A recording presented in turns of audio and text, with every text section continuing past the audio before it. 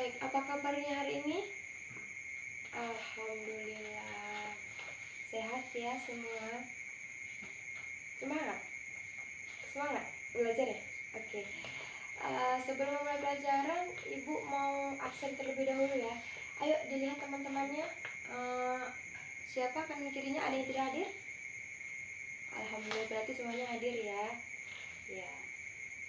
Udah bisa kita mulai? Oke. Buka halaman 32 ya. Hari ini kita akan belajar tentang materi belajar Al-Quran. Sudah bisa dilihat bukunya masing-masing?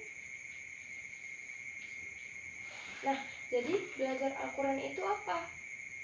Nah, jadi belajar Al-Quran itu adalah sebuah ibadah mulia dan juga merupakan pedoman hidup.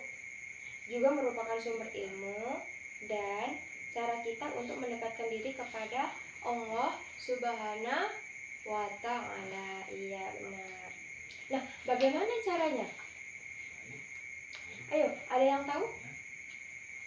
Iya, benar.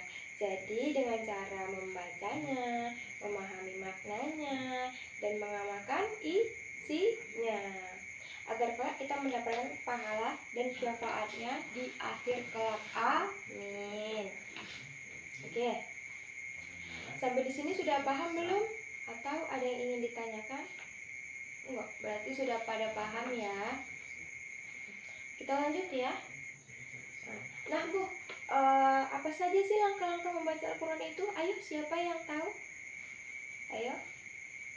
Iya, benar. Jadi langkah-langkah utama membaca Al-Quran itu yang pertama kali ialah kita harus dulu mengenal huruf hijaiyah. Ya, siapa aja yang tahu di sini huruf hijaiyah? Iya, huruf hijaiyah itu dari A sampai Ya. Berarti sudah pada hafal dong ya huruf hijaiyah itu apa saja. Oke, sudah. Selanjutnya, harokat. Harokat itu apa, Bu? Iya, harokat itu adalah tanda baca yang diletakkan untuk menunjukkan bunyi vokal. Apa? Bunyi vokal. A, I, U. Panjang pendeknya bunyi untuk penekanan pada huruf. Bisa dipahami? Nah, apa saja Bu jenis-jenis harokat itu? Nah, jadi harokat itu ada fathah, kasrah, dhammah, sukun, tanwin, tasydid, dan mad. Sambil dilihat bukunya. Oke? Nah, apa itu fathah? Fathah itu garis di atas huruf yang melambangkan bunyi A. Fathah.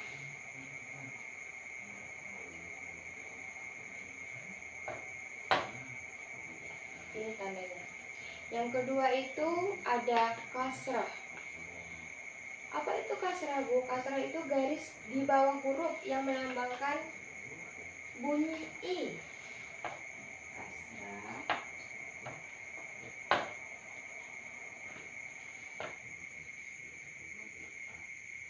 Kita kasih contoh nih di A ya. Jadi kalau fathah itu garis di atas A, kalau kasrah ini garis di bawah A. Dibaca I. Lanjut ada dhammah.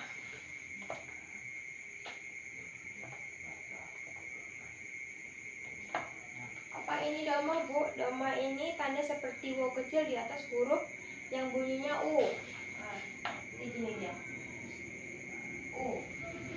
Lanjut, sembari dilihat bukunya, ada sukun.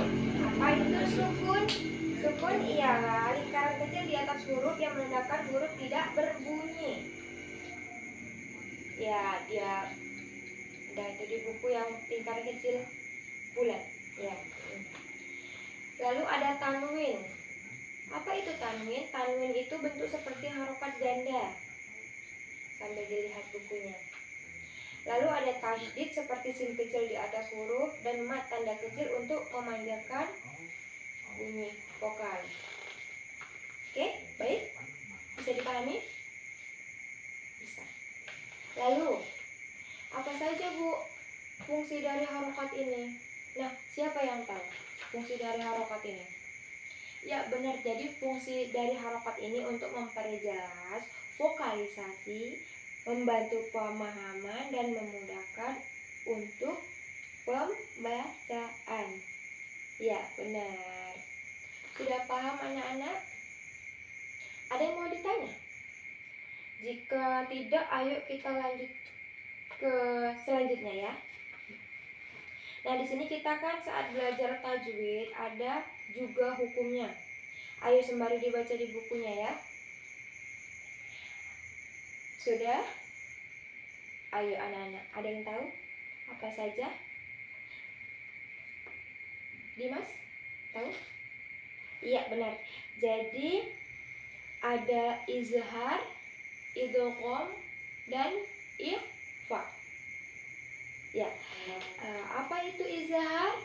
Izhar ialah yang dibaca dengan jelas. Apa itu idgham? Idgham dibaca dengan melebur. Dan ikhfa, apa itu ikhfa? Ikhfa itu dibaca dengan cara samar. Sampai di sini bisa dipahami? Oke, bisa ya. Nah, belajar tentang izhar. Bu, izhar itu apa saja, Bu? Izhar itu dibagi menjadi dua ya. Izhar yang pertama ada izhar halki. Yang kedua itu ada izhar syafawiyah. Apa saja itu huruf-huruf izhar halki? Ayo sambil dilihat. Iya benar. Jadi huruf-huruf dalam izhar halki itu ada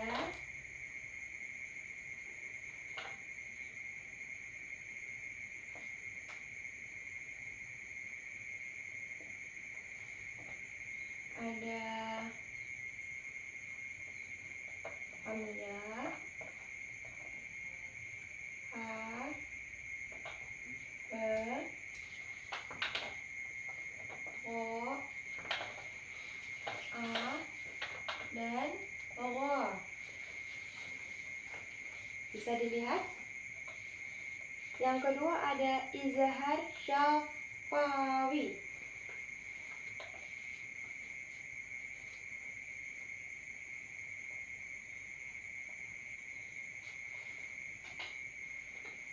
Apa itu izhar syafawi? Yaitu ketika mim mati bertemu dengan huruf selain mim dan ba.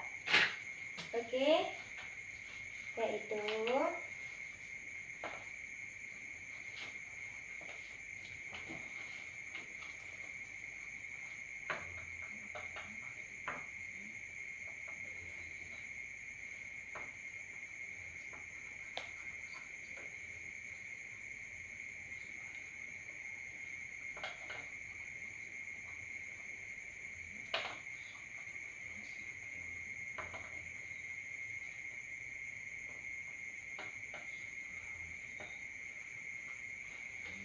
baik. Lanjut. Sambil dibaca bukunya. Ada idgham. Ya. Idgham itu ada apa saja? Yang pertama ada idgham bi gunnah, yaitu memasukkan huruf dengan saat nun mati bertemu dengan tanwin. Ya. Yang kedua ada idgham bila gunnah yang dimasukkan tanpa dengung. Yang ketiga ada idgham mix lain atau idgham mimi. Sering kita dengar itu idgham mimi, yaitu mim sukun bertemu dengan mim. Iya, berarti sudah pada paham ya? Oke, kita lanjut. Nah, lanjut ke ikhfa. Ikhfa itu terbagi atas dua, yaitu ikhfa hakiki dan ikhfa syafawi. Apa itu ikhfa hakiki? Ya, jadi ikhfa hakiki itu ialah nun mati atau tanwin bertemu dengan huruf ikhfa. Huruf ikhfa itu ada berapa? Ada 15. Ya, coba sebutkan. Ya benar. Jadi huruf ikhfa itu ada ta, sa, ja, da, za, za, sa, sya, po, dot, to, zo, fa, ko, dan ka. Lanjut ke ikhfa syafawi.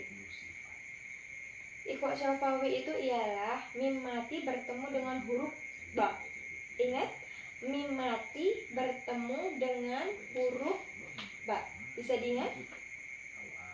Oke, bisa ya. Nah, sampai di sini ada yang mau ditanyakan? Nah, jika tidak, Ibu akan beri contoh.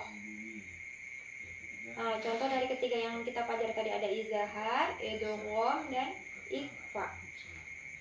Ya. Oke, kita lanjut. Ini kita sambung di sini saja ya. Yang pertama ada bukmun umyun.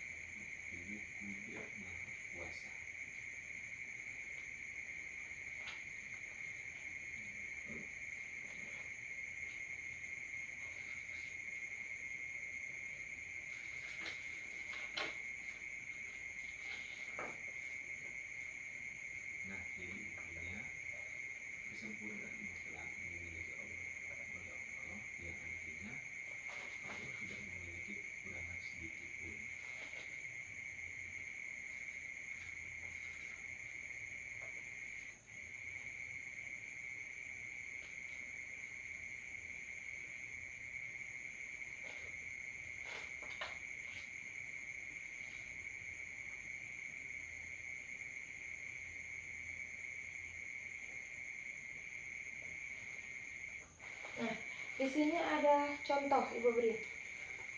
Ada bukmun umyun. Ini termasuk apa? Izhar. Disebut izhar apa ini? Ya, betul. Disebut izhar hati karena tanwin bertemu dengan ain, ya. Iya. Yang kedua ini. Coba Siti. Di sini kan ada bacaannya amilatun nasibah. Disebut apa ini? Ya, disebut idgham bi gunnah karena tanwin bertemu dengan huruf nun. Oke?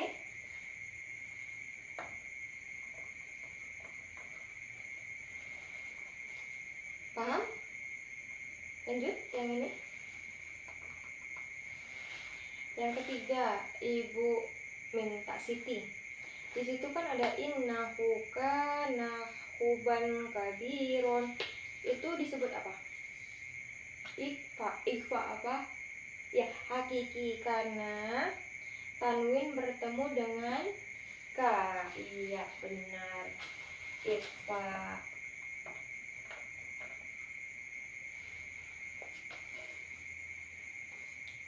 Nah, sudah jelas atau belum anak-anak? Atau ada yang ingin ditanyakan lagi?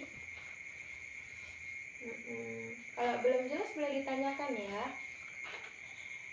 Oke, untuk tugas selanjutnya setelah kita pelajari ini, Ibu minta hafalkan surat Al-Fatihah. Nanti kita praktekkan maju ke depan satu-satu sambil kita belajar tentang huruf-hurufnya. Sambil dibaca nanti kita jabarkan ulang ya. Baik, Ibu akan menyimpulkan kembali untuk materi pembelajaran hari ini. Oke? Bisa? Nah, jadi dalam belajar Al-Quran ini kita harus dulu mengenal huruf apa tadi? Huruf hija'i. Ya, huruf hijaiyah yang dimana tadi huruf A sampai dengan ya.